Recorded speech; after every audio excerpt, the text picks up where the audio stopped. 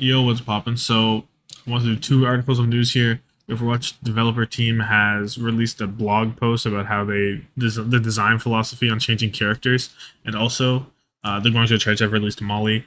He bench by far away. Halo claims that he is going to LA Valiant. I like that. Their current flexible coldest. I think Molly's really good, and I think he deserves playtime. But moving back over to the main important article here, that is gives a little bit of insight into the design process of Moira specifically here. So the first iteration of Moira gave her I think a pain converter, where to me it reads like a Zarya bubble, where you would put it on someone and they would absorb or they would take less damage and it would exchange that damage taken into a healing charge onto her healing bar, into her juice as you call it.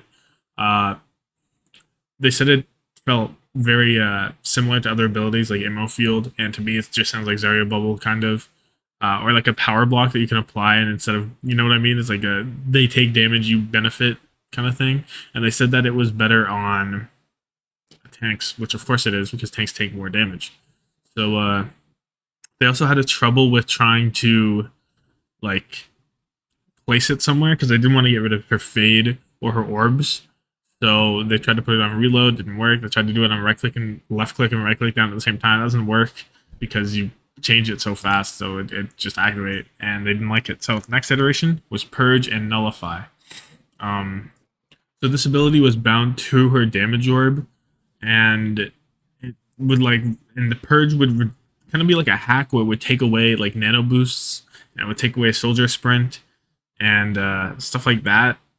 Um, and they said it was difficult to tell which abilities were being removed and stuff like that. So they changed it over to nullify, which came alive by removing damage reduction, damage boost, and movement speed. And there was also a thing where they talked about where they would let Moira stop her orb in place and create areas of nullification, but it still wasn't. They said it wasn't obvious what it was doing when playing because only a few characters are affected by this, right? Basically, it does a lot to the supports. Like on a nano boost would be hurt. I think this should probably taken away like the damage amp or the healing amp rather from Nade maybe. Lucio speed boost would be nothing. Mercy damage boost, Discord orb maybe. I think it's maybe, I don't know. It's hard to tell, but I guess that's kind of one of the reasons they didn't like it. So they didn't like that one, and they kind of like a weird hack sort of thing, and I don't know if I'd like that either. But they moved on to the current iteration they're working on, which is weaken. You press reload and it charges up like an orb, and after it's charged, she can fire a projectile that significantly lowers attack and healing output.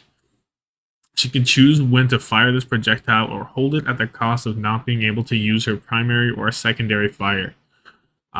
So this sounds interesting. It seems like a very impactful ability, right? And I like that it's on reload because it's kind of like you are reloading because it's like you're charging. And I guess that was one of the reasons that they didn't like the power pain converter rather, right? So it seems good because I can see you maybe want to dive into your back to the back line. You place it on like an Ana or something, and then she gets us some nade. And maybe you're diving a soldier or something. He hits the thing, he can't really fight back. It just seems like it gives Moira a lot more counterplay because right now it feels like Moira kind of just plays her own game, right? Like she can't really react to what other people are doing as much other than fade out of danger and heal and damage and like shoot your orbs wherever, right? But now it feels like you actually have some sort of like interaction with other characters, and that's really what Moira is missing in my opinion. What she can actually do to other characters other than just heal or damage, right? So I think this is a really good ability. I hope it's not too strong, but because it's a like skill shot and because of how Moira is so like mobile, like whenever you play her in like 6-man, right? And so you're all diving in. And so this seems kind of hard to hit and you can't really base your composition around it. So hopefully it's not too strong that it's like if you hit it you just win, but it also cannot be so strong that you need to hit it, like, you know what I mean? It can't be a win con, but it needs to be helpful kind of thing. Because it's different than sleep dart in a way, because this seems like really proactive, like you can proactively use this, so that's how it kind of differs in sleep dart to me. So it has to be strong enough that it's impactful, but not strong enough that you are basing your entire composition around your main support player or your flex support player, whoever it is playing it, hitting a skill shot. That seems a little odd, right? So that's it for this news.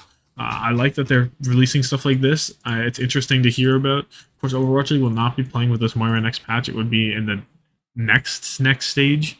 Hopefully, we'll get a beta sometime and be able to play around with this. But uh, go ahead. I'll link the article below. You can give it a read yourself. I just kind of summarized it. They talk about how while designing Ana, it led to some stuff that it was included in Baptiste kit and stuff like that. So that's kind of cool.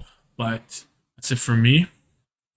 Have yourself a good one. Deuces. Like if you like the content. Subscribe if you want to be notified when I upload more of this, because lots of it keeps coming. And yeah, deuces.